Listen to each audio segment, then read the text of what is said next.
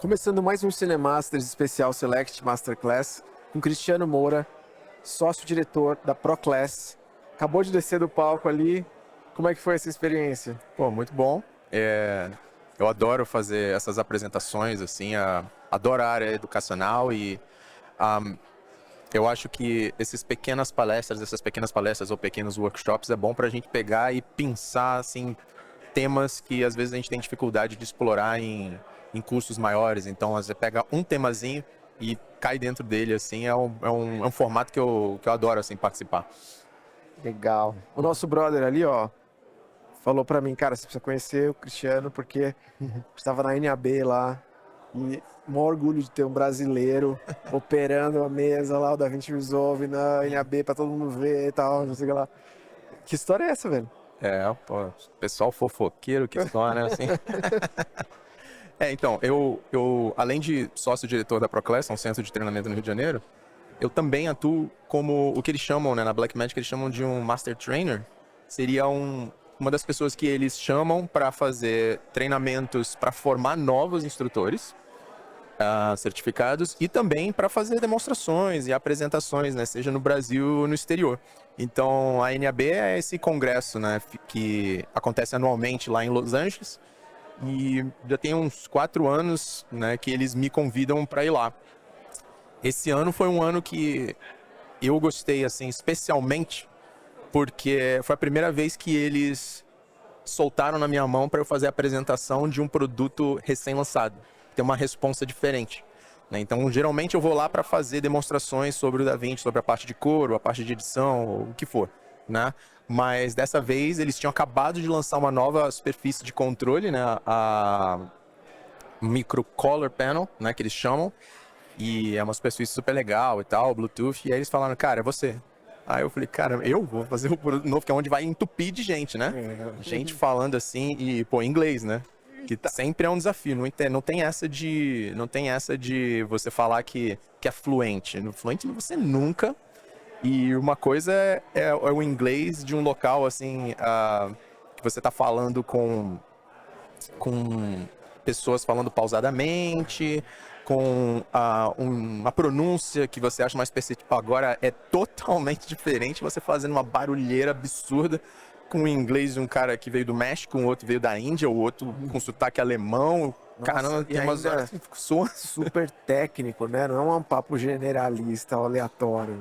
Exatamente. Mas aí foi isso. Aí ele comenta isso, né? E claro que eu fico feliz também. E vou com o maior prazer. Mas sempre assim com aquela ideia de o que eu posso fazer, o que eu posso fazer assim, de útil aqui pro Brasil. Então, por exemplo, nessa missão, né, de ajudar na educação das pessoas de usar o DaVinci Resolve, eu consegui, né, ajudar, né, com outras pessoas, outros grandes parceiros e amigos lá da Blackmagic a fornecer treinamentos gratuitos, né? A Blackmagic financiando, endossando, fazendo treinamentos gratuitos no Brasil online, Opa. de graça, em português. Então você tem um software de graça com treinamento de graça no nosso idioma. No início, né, da pandemia, eles fizeram alguns treinamentos gratuitos em inglês, né, mundial. E aí conseguimos, né, com muita luta, explicar para eles que, cara, era importante ter também esse treinamento em português. Falar, mas os brasileiros não sabem falar inglês? Uma parcela sim, mas a gente não quer uma parcela. Eu quero que o negócio seja genuinamente acessível assim para todo mundo. E aí, pô, acabaram comprando a ideia e estamos há 3 anos oferecendo treinamento gratuito. Uma das coisas que eu acho mais incríveis a respeito do DaVinci Resolve é justamente oferecer um software tão completo, tão complexo, tão útil na faixa, né? Eu tenho a versão Studio, Claro. paguei lá, comprei. Mas são Mas poucos os mesmo a recursos. versão estúdio, né, eles deixam de uma maneira bem acessível, né, porque você compra hoje um painel, você compra uma câmera e você adquire a licença. Eles dizem que não é vitalícia, né, mas eu tenho uma câmera aí que eu comprei há 5 anos, 4 anos atrás e a licença dela ainda tá valendo. rodando, né? Então cara, é vitalícia, digamos, né? Muito legal. O que eu sempre digo, né, as pessoas me perguntam, mas é isso mesmo? É para eu só pago uma vez, não precisa pagar mais. Eu falei, ó, não tá escrito isso em lugar nenhum. Exato. O que eu falo pra todo mundo o que eu posso dizer é que eu comprei minha licença, na época era da 2011, certo? E eu posso te dizer que hoje estamos no DaVinci 19 e eu não paguei nada. Isso eu posso te dizer. O DaVinci do futuro, só o futuro normalmente vai saber. Mas por enquanto eles estão com essa política mesmo que, pô, é excelente, assim, né? Cara, mas, cara, a sua demanda deve ter aumentado bastante, né? Porque acho que ficou assim, né? Não vamos falar, né, de software X, Y, Z, mas assim, eu acho que virou um padrão standard do mercado o DaVinci hoje, né? Pelo menos do mercado brasileiro e acredito que do internacional também, né? E por conta do Color, e a gente ouve muito, né, que muita gente antes fazia uma montagem, né, na concorrência e levava a cor pro DaVinci, né? Mas isso às vezes até por pura preguiça de aprender a montagem no próprio DaVinci, né? Mas a gente vê que cada vez mais pessoas hoje estão trazendo tudo pro Resolve, né? E acho que a sua demanda aí de ensino deve estar altíssima por conta disso, né? Sim, é verdade, assim. Inclusive, é sempre bom falar, assim, essa posição que eu tenho, assim, nesse momento, ela, assim, eu não sou funcionário da Blackmagic, eu não nem represento a Blackmagic, nem ganho nada quando eles vendem os produtos deles, né? Eu não trabalho nada com venda, meu foco é sempre a área educacional. E assim, então, isso é importante, assim, ficar claro que, assim, eu quero ser uma pessoa, eu quero ser um agente aqui, disseminador de disseminar a educação mesmo, aprender a usar bem. Então eu não tenho problema nenhum de vocês quiserem traçar comparativos ou falar sobre Adobe Premiere ou Media Composer, uso todos. Eu costumo brincar assim, né, quando as pessoas falam, mas e aí, qual que é o melhor, o que que é? Eu falo, cara, eu odeio todos. Todos alguma hora me irrita, assim, sabe?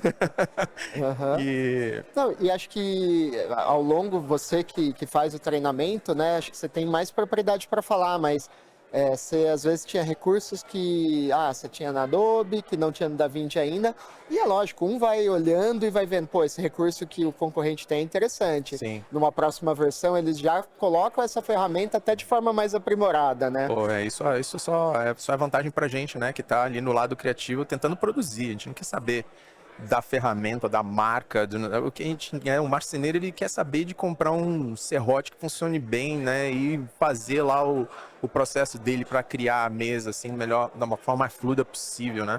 E eu acho que é ótimo assim que eles estejam, né, cabeças pensantes, né, por todo canto do mundo tentando desenvolver novas ideias e que um explore a ideia do outro, assim, eu acho ótimo. Na questão de demanda é engraçado, né, porque assim, eu tenho, né, essa possibilidade, né, de, inclusive usando, né, muita força da minha empresa, né, da ProClass, para ajudar a desenvolver esses treinamentos, né, que são gratuitos para o público brasileiro, que, na verdade, eles meio que, assim, acabam canibalizando, digamos, o próprio curso pago, se você parar para pensar.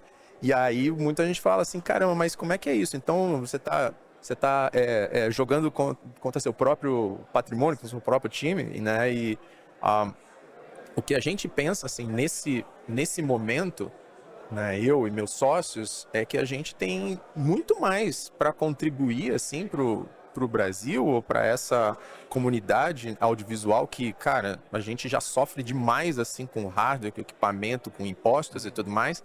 A gente pode contribuir e mesmo que canibalize nossos cursos pagos, né, se é o mesmo professor, dando o mesmo currículo, de graça, automaticamente, né, prejudica, no caso, né, as vendas, digamos, desses cursos, as inscrições desses cursos. Mas a gente entende que a gente está fazendo um posicionamento de mercado, que também é importante, às vezes, que as pessoas entenderem, né?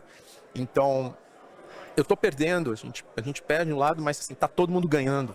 E aí eu tô feliz, entendeu? Eu fico feliz que tá todo mundo ganhando também, entendeu? Depois eu procuro outras formas. Existem centenas de outras formas que eu posso trabalhar e projetos que eu posso fazer para suprir essas questões financeiras. Eu não preciso chegar e fazer o contrário, fazer reserva de mercado e falar, não, quer saber, eu não vou nem tocar nesse assunto. Não, a gente divulga, fala, façam o curso, e é isso aí, faz de graça, vai ser semana que vem, te avisa de novo, avisa no dia, entendeu? Falou, façam, aproveitem, eu quero vocês usando o que a gente tem de melhor que, pô, foi perfeito para o mercado brasileiro, num software excelente, gratuito. Falei, cara, usem, aproveitem. né? Porque eu precisei pagar meu curso. Espero que vocês aproveitem podendo fazer de graça.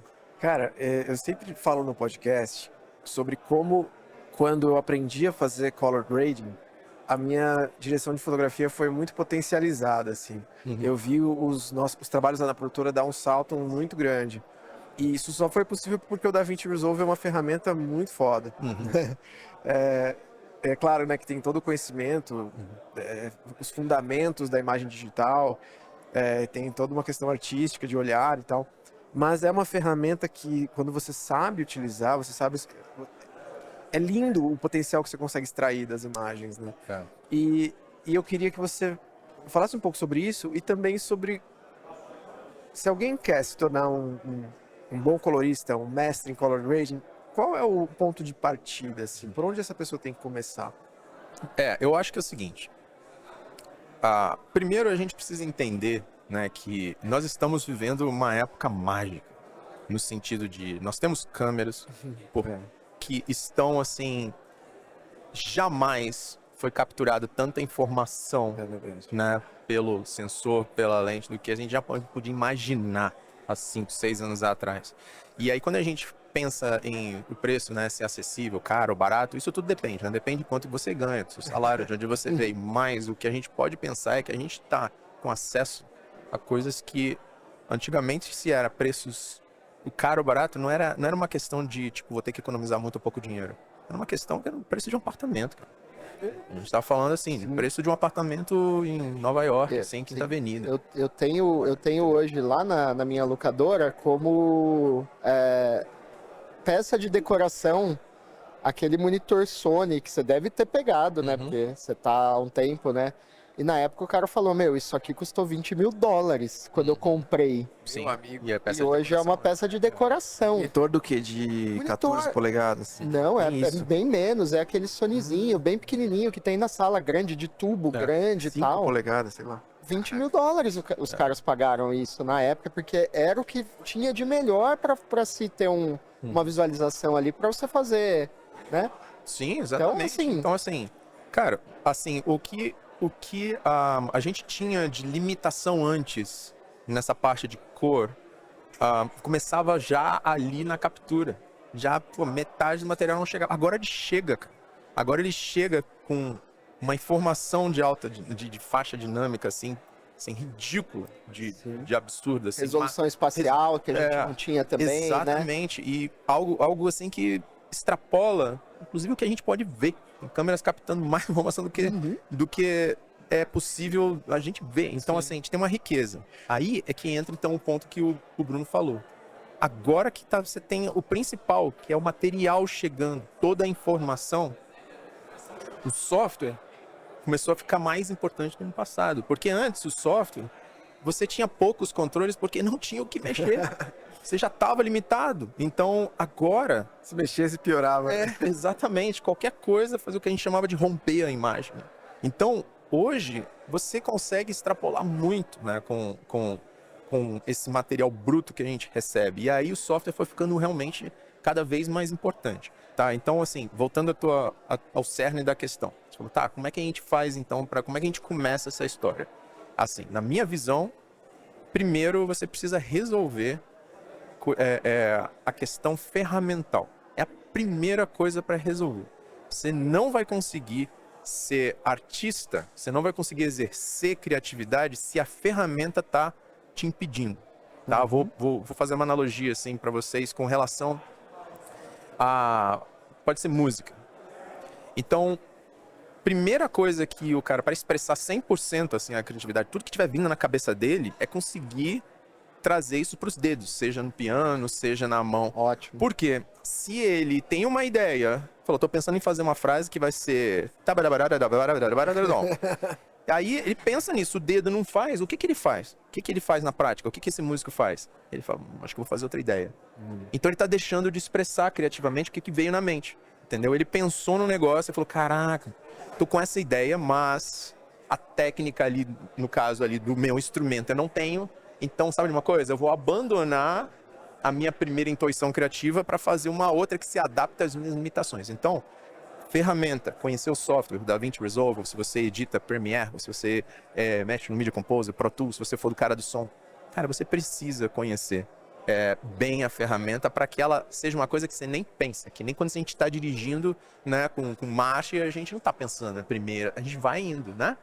Liga, seta e tal, você conhece todos os mecanismos do carro e você só pensa em pilotar. Então, esse é o primeiro passo, assim, na minha opinião. Quanto mais você conhecer a ferramenta, significa que você vai ter uma ideia.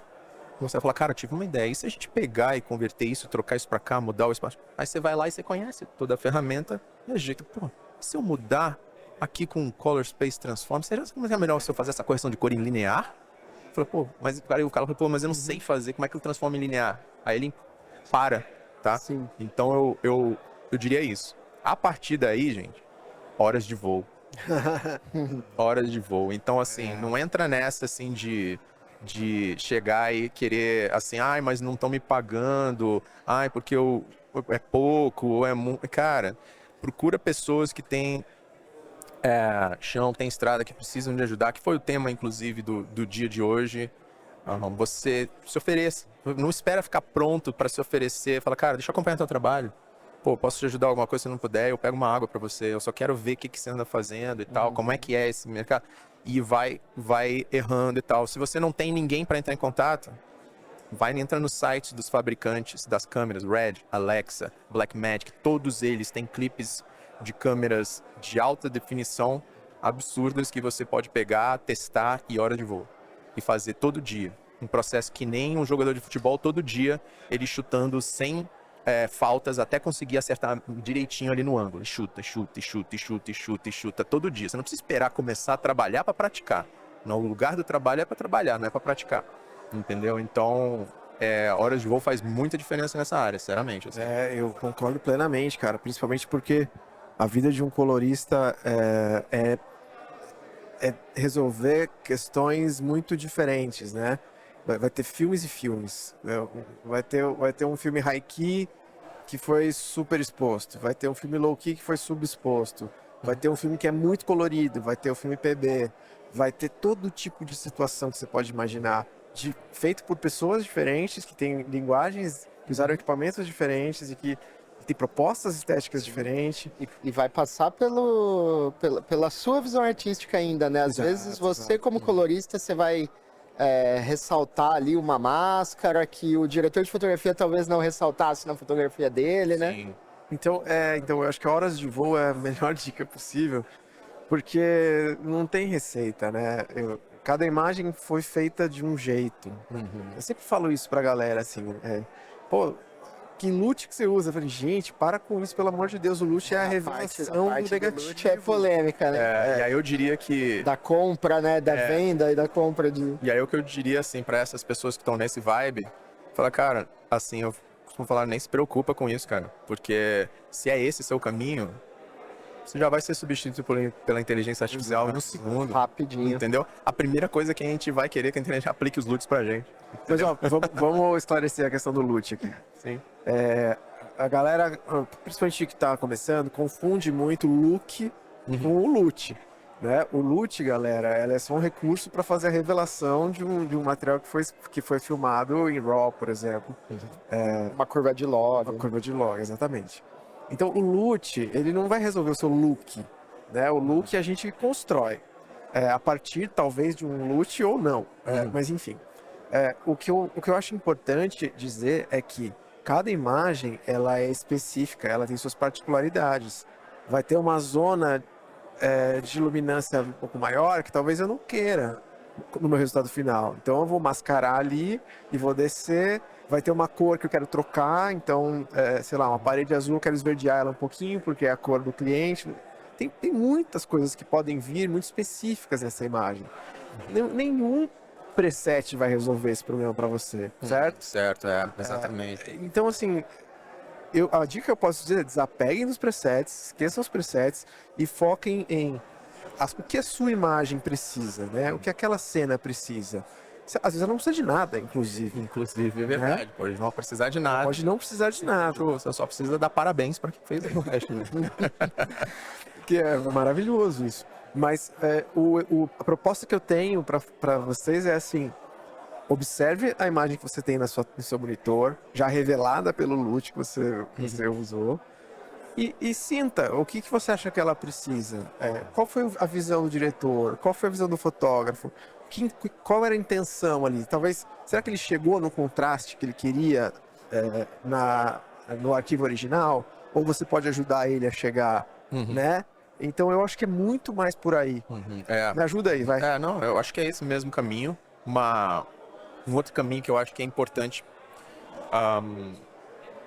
esclarecer, assim, para quem tá aí pensando assim, em horas de voo que a gente tava falando agora, ok, tá, beleza. Então, vou seguir a dica de vocês. Horas de voo, tá? O que eu faço? O que eu estudo? Como é que eu começo a mexer? Tá, eu vou abrir o software, peguei as imagens, baixei lá do site da Alexa e tal, pô, o que eu faço? Então, algo que é importante entender nessas ferramentas hoje em dia, no caso do DaVinci que a gente está falando, extremamente capaz de você isolar pontos de imagem, isolar rosto, isola e mexe no lábio, não sei o que. Isso é altamente, assim, sedutor, assim, né? A pessoa fala, cara, eu vou aprender umas coisas incríveis. E aí, eu tenho uma má notícia. Assim, o que você precisa, na verdade, não é nada disso, assim, no caso do seu estudo. O que você precisa é correção primária e color match. Tá? Principalmente color match, que é você casar os planos da sua cena. Por quê?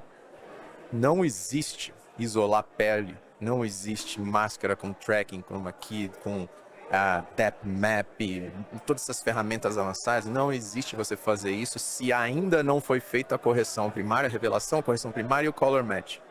Isso é tudo um extra, isso é tudo um plus, isso é tudo algo assim, se der tempo, se tiver grana, se o orçamento comporta, porque quando a gente assiste um vídeo, às vezes a gente assiste um tutorial, a gente fala, cara, pô, é assim que isola a pele? Então, beleza. Só que no tutorial, a pessoa ensinou, geralmente assim, a gente tem uma boa safra de pessoas ensinando muito bem em português, ela ensinou você a fazer em um clipe. Você tem que pensar que aquilo é um tutorial, uma apresentação para te ensinar a fazer em um clipe. Você vai ter tempo, grana, para fazer numa sequência inteira de... porque você vai ter que manter aquele padrão. Então, assim, é muito sedutor aprender essas super jogadas de DaVinci e tal, e vou mudar a cor do céu, mudar a vegetação e não sei o quê, vou deixar uma parte preta e branca. Legal saber fazer esses truques. Mas, assim, você não pode colocar o carro na frente dos bois, né, que a gente chama, porque você não vai fazer isso no material que você ainda não conseguiu casar bem as câmeras, entendeu? E olha, eu vou te falar que isso é tão difícil, cara. Eu me considero um cara intermediário, assim, de DaVinci Resolve. Eu acho que eu faço um bom trabalho de forma isolada. Quando eu tenho peças mais longas, aí eu piso na bola. Justamente por isso. Porque me falta ainda essa consistência ao longo de peças maiores, saca? Eu acabo vendo a coisa altos e baixos, assim, de match, né? Qual que é a tradução para match? Cara, eu uso em português, eu uso correspondência de planos. Correspondência. Mas, assim, uma linguagem mais informal, a gente continua todo mundo usando esse termo de match. Beleza. A gente tá fazendo uma correspondência, um casamento, né, de planos. Porque aí vai um pouco além do olho, né? Vai um pouco além do criativo, da arte. Vai em princípios muito básicos da imagem digital que a gente às vezes esquece, né? Ou prioriza o look, né? E esquece de fazer o feijão com arroz, a lição de casa. Né? E hoje a gente conversou muito, né, no tema sobre divisão de trabalho em equipe, né? E estejam muito tranquilos se você sente que você é um cara mais técnico, que você sabe fazer um bom ajuste inicial, uma boa normalização, dar uma levantada boa na imagem de cara, mas você sente que você não é uma pessoa que consegue chegar na parte estética ali, né, da linguagem, do color grading, não é muito seu caminho, tudo bem. Tem gente que é o oposto, tem gente que tem ideias incríveis, faz um visual incrível, mas você bota ele pra casar com 3 câmeras, o cara demora uma tarde inteira. E tem uma gente que vai ter uma pessoa que faz 5 minutos. E aí é que é bom essa coisa do trabalho em clipe. Pô, faz você, levanta o setup, aplica o LUT, levanta você, aí você faz os matches, depois eu faço só o grading. Por que não? A gente precisa entender que todo mundo tem os seus pontos fracos e fortes, ninguém precisa ser safo em tudo e a gente só precisa trabalhar mais junto. Né? Eu acho também o seguinte, a questão do color grading, né? A gente que trabalha no mercado de cinema, de publicidade, a gente tem isso desde muito tempo, na verdade, né? Os filmes sempre sempre tiveram uma pós-produção, né? Digamos que esse estágio da produção chegou um pouco recente, né? Para um mercado geral, né? Vamos colocar uma curva de log na câmera, mas por que você está colocando? Porque eu tenho condição e eu vou fazer uma cor depois, porque a minha entrega vai ficar muito melhor, né? Então, é um pouco recente isso, a democratização disso é um pouco recente, né?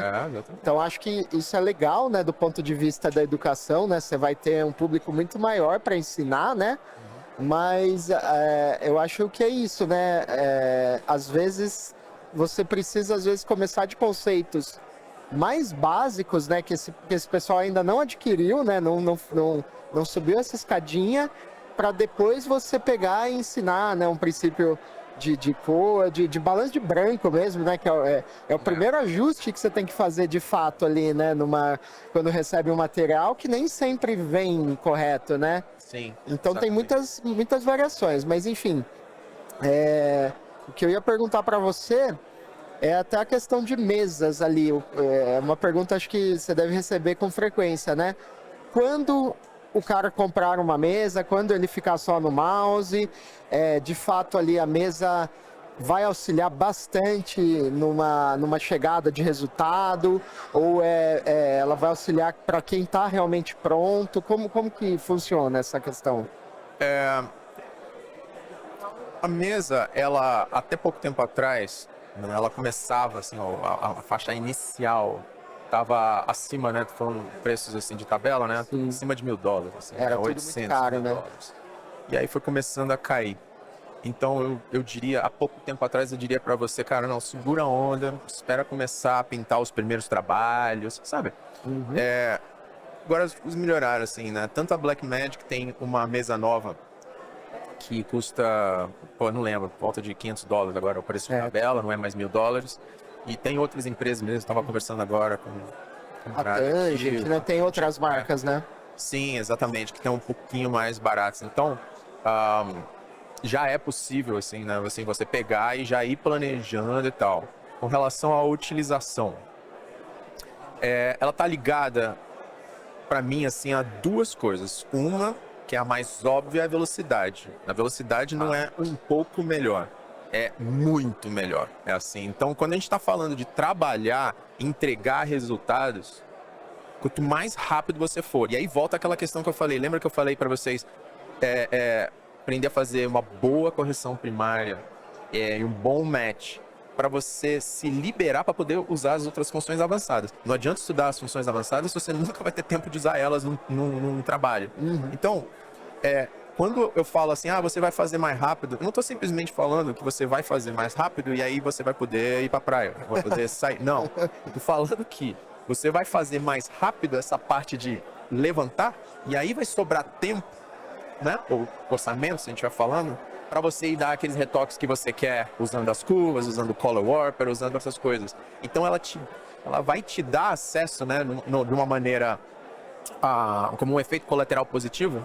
Você vai conseguir mexer mais em correção secundária porque começou a sobrar tempo. Perfeito.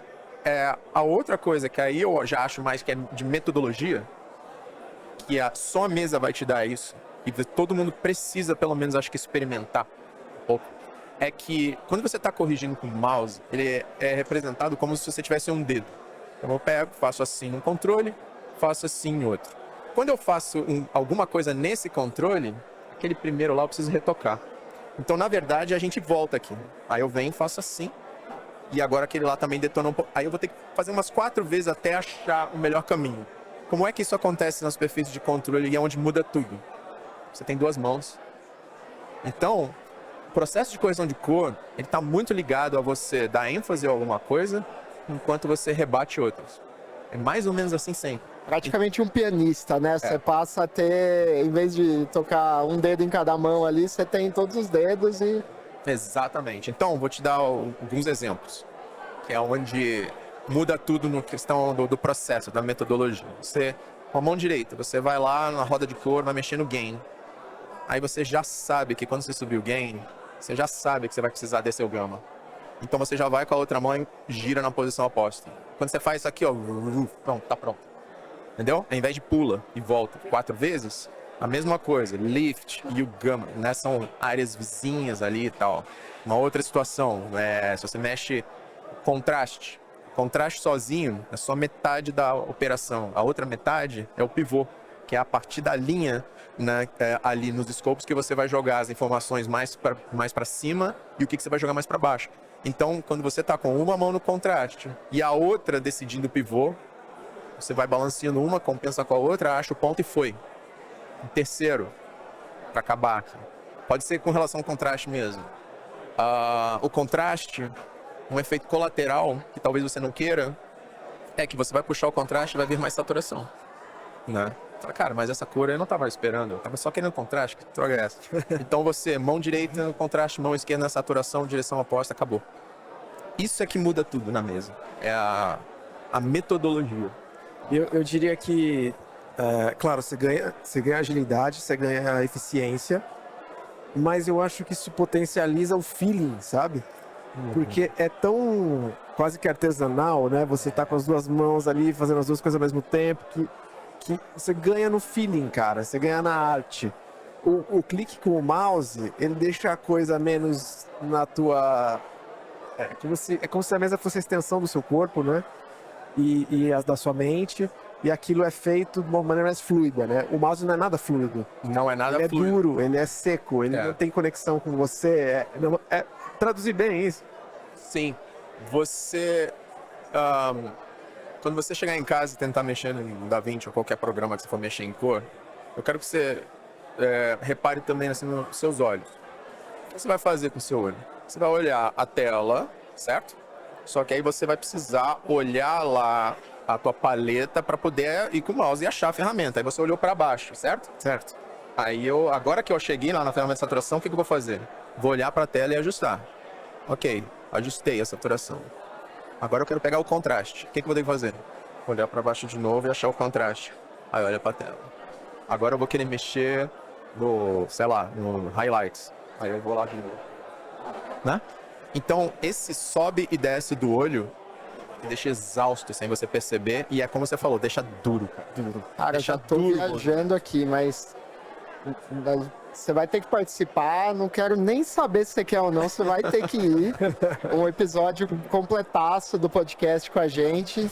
Imagina, mesinha, a gente separa umas 10 cenas. Boa. Cara, a gente vai criar looks diferentes para essas cenas. Você vai mexer na mesa. A gente já põe uma câmera em top view dele mexendo. Põe o resultado disso numa outra. E, cara, eu sei que você faz isso no curso, pelo amor de Deus, mas assim, vamos tentar levar para o podcast, porque talvez no podcast, junto com a resenha e tal, né? Claro. A galera, cara, vai ser mágico.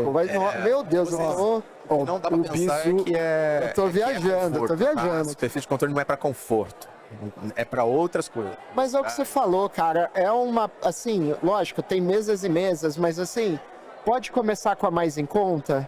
$500? Pode, porque cara, você é sua ferramenta de trabalho, né? Vai passar a ser. A gente quer correr com a correção primária e o match. Exato. Isso dá para fazer, você tem que conseguir fazer com a menor. Entendeu? Então, sim. Aí vai chegar na parte da secundária, aquele lance, se der tempo, se o projeto... Aí você vai no mouse. E bem ou mal, você vai ter que pegar o qualifier ali na tela. Resumindo, assim, para uma pessoa que hoje vai começar na área audiovisual, beleza ela começar a aprender com o mouse, mas acho que a partir do momento que ela já está vendendo um trabalho como colorista, ela tem que ter o mínimo para trabalhar, né? Ela tem que ter uma boa máquina, uma boa mesa. E o mínimo para trabalhar é ter uma mesa hoje. Monitor de referência, bem calibrado. Um bom monitor. Exatamente. Você também pode pensar assim, né, nesse processo assim, de estudo, né? Pensar em estudo e prática. Você usar referências, né? A gente não falou sobre isso. É verdade. Mas assim... esse processo de horas de voo tá sem ideia, pega algum filme que você gosta, coloca ele lá no DaVinci, tenta entender pelos scopes, tenta estudar a leitura dos scopes e tudo mais, para você tentar replicar. E aí, misturando com a fotografia que você tinha mencionado lá no início, entender de onde está vindo a luz. Vou- Que luz que foi usada. É. Você tá vindo daqui para cá, tá vindo daqui para cá. Qual que é o pensamento fotográfico por trás daquilo ali? Né? Exatamente. Pra gente ir finalizando, até para te liberar, uma última pergunta. Tem uma grande discussão aí em relação aos nodes, né? Quantidade de nodes, né? De profissionais que, às vezes, para vender a coisa, fazem aquela árvore de nodes. Árvore de Natal. E aí você tem outros, né, coloristas ou vendedores aí, né, de curso e tal, que conseguem simplificar o processo e o resultado final é praticamente o mesmo, usando 1/3 da quantidade de nodes, né? O que você tem a dizer sobre isso? Eu faço parte, assim, da galera que Que simplifica ou que... simplifica. que simplifica. Assim, porque quando você está usando mais nodes, assim, quando eu comecei, vou dar um exemplo bem fácil, assim, de todo mundo entender. Começar o processo, fazer, por exemplo, uma correção de luminância, o segundo node de crominância, assim, de balanço de cor, e um terceiro de saturação, beleza? 3 nodes. Quando comecei a fazer isso, assim, tipo, com volume de trabalho, não só estudando um clipe, mas volume de trabalho, eu percebi, por exemplo, que quando eu estava balanceando ali no segundo node, né, no de balanço de cor ali, temperatura, acabava que eu precisava mexer na saturação, quase sempre.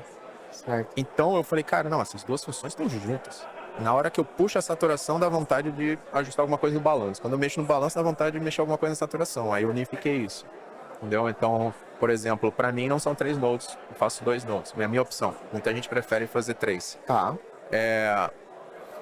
E aí, dali pra frente, né, você começa a separar tudo, né, baseado no tempo que você tem ali para fazer correção secundária, né? E aí não tem jeito, né? Aí é um node realmente para cada área que você quiser mexer. Claro. Né? Eu não tenho, vamos dizer, não participo de nenhum trabalho assim, em que eu tenha que elaborar muito. Perfeito.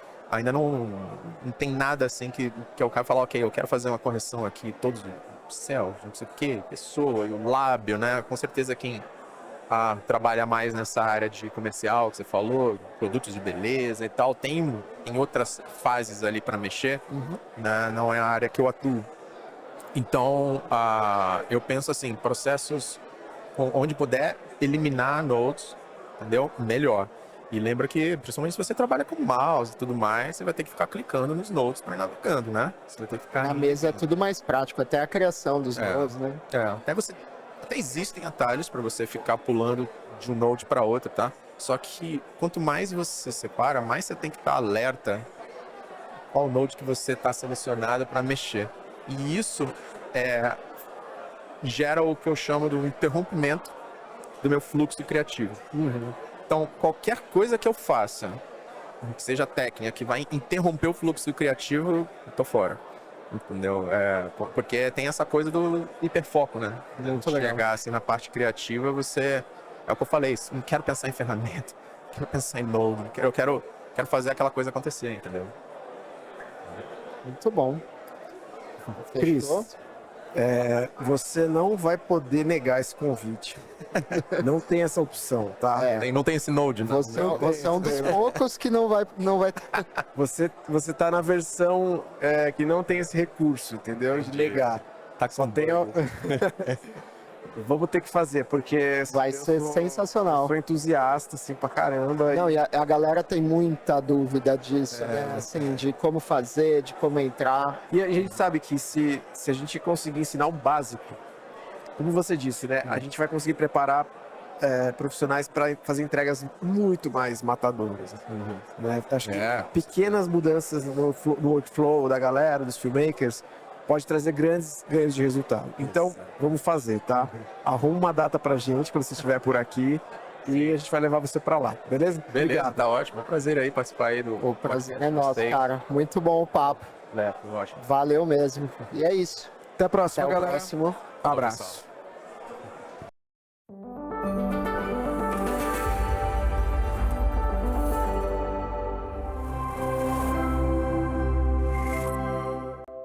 Começando mais um Cinemasters especial Select Masterclass com Cristiano Moura, sócio-diretor da ProClass,